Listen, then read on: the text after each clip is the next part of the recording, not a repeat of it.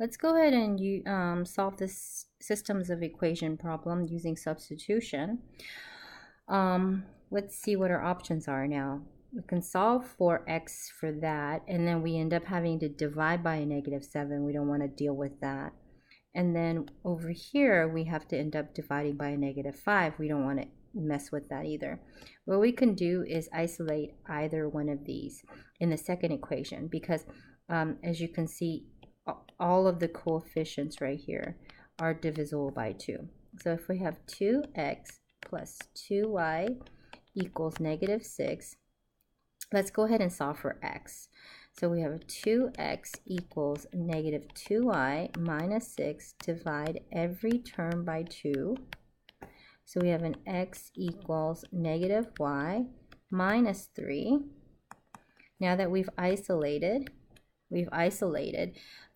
x from the second equation, we're going to take this and then we're going to substitute it into that x of the first equation.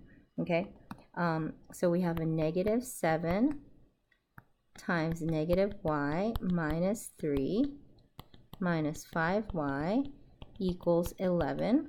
I'm going to use a distributive property, so that's a 7y plus 21 minus 5y equals 11.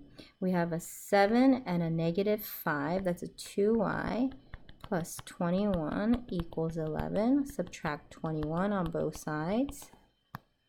So we have a 2y equals -10. Okay, divide both sides by 2. So y ends up being -5. Okay, now I have y. Now I need x. Okay, I can use either of these equations right here.